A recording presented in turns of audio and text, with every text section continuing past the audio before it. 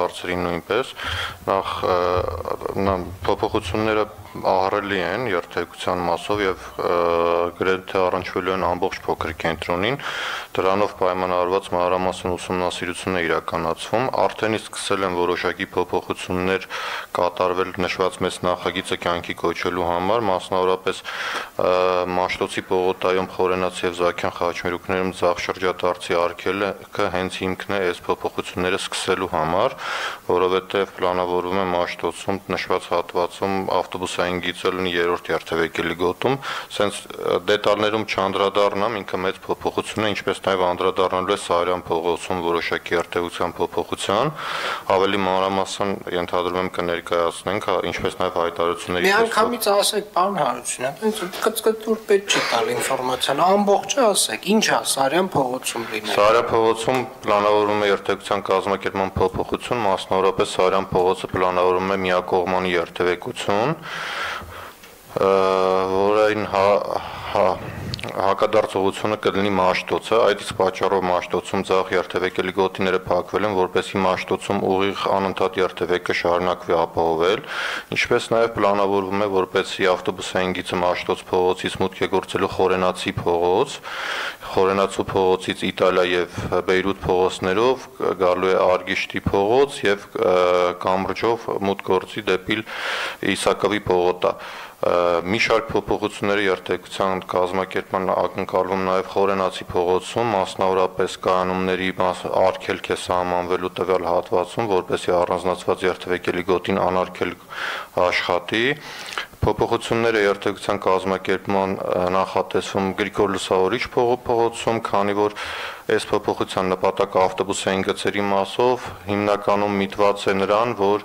ընդհանուր երթևեկությունից առանձնացվի հասարակական տրանսպորտը եւ ավելի հեշտ տեղաշարժ ապահովի հասարակական տրանսպորտի համար, իսկ ընդհանուր օգտագործման տրանսպորտային միջոցների հոսքերը մասնավորապես Գրիգոր Լուսավորիչի հատվածում նաեւ պլանավորվում է, որ դեպի կամուրջ երթևեկեն Գրիգոր Լուսավորիչից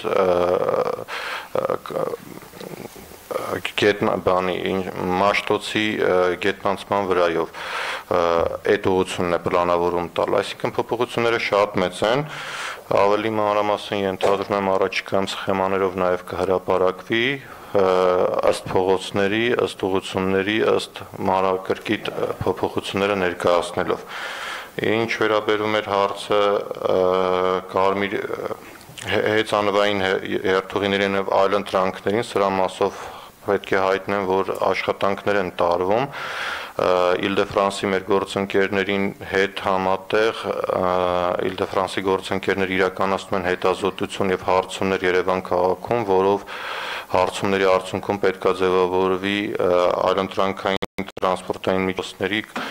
մատրիցա ըստ ուղղությունների, որը մեզ հնարավորություն կտա Երևան քաղաքում ըստ պահանջարկի ձևավորել երթուղիներ, մասնավորապես հեծանվային եւ ինքնագլդորների մասով, որը կիրառելի կլինի եւ արդի կլինի այսօրվա պահանջին։ Այսքանը ասել եք, այն հեռանկարային ծրագիրն էլ միանգամից ասեք։ Նաև պետք է նշեմ, որ պլաններում է նաև փոփոխությունները շարունակական են լինելու եւ մի շարք փոփոխություններ ակնկալվում են նաև փոքր կենտրոնի այլ հատվածներում, այսինքն մասնավորապես երկրորդ ավտոբուսային ուղի պլանավորում է շարունակել նաև Խանջան կամ Նալբանդյան փողոցներում, ներկայումս վերջնական քննարկման փուլում են գտնվում մեր գործընկերների հետ, որպեսզի ավելի արդյունավետ իրականացնենք։ Պետք է նշեմ նաև, որ ավտոբուսային երթուղի պլանավորվում է իրականացնել նաև Արաբկիր վարչական շրջանում, մասնավորապես Կոմիտասի պողոտայում, որպես մի ուղղություն, որը շարունակվելու է մինչև Կոմիտասից մինչև Կիևյան կամուրջ, այդ հատվածով ավելի մանրամասն ենթադրում եմ արդեն քարտեզային տեսքով, որտեղ փոփոխությունները ահռելի են լինելու եւ յուրաքանչյուր փողոցում անգամ ավտոբուսային գծի ներդրումը իր հետ բերում է ընդհանուր երթևեկության կազմակերպման մի շարք փոփոխություններ, սկսած լուսացույցների ռեժիմների փոփոխությունից, ինչպես նաեւ երթևեկության հոսքերի ուղղությունների փոփոխություններից սկսած։ Պարոն Հարությունյան, Ասեք ինչ են քննարկում փոքր կենտրոնում, որ հատվածներն են քննարկում պոտենցիալ հետիոտնային դարձնելու վերաբերյալ, ասեք։ Նաև պետք է նշեմ, որ այո, ունենք նախագիծ, որով նախատեսվում է փոքր կենտրոնում մի շարք հատվածներ երթևեկությունը ընդհանուր դադարեցնելու վերաբերյալ, նշված գաղափարի հիմքում այն է, որ փոքր կենտրոնը մատչելի լինի հետիոտնի համար եւ նախատեսված լինի հետիոտնի համար։ Նշված նախագծի շրջանակներում ներառում է Աբովյան փողոցի մի հատված, մասնավորապես Հյուսային պողոտայի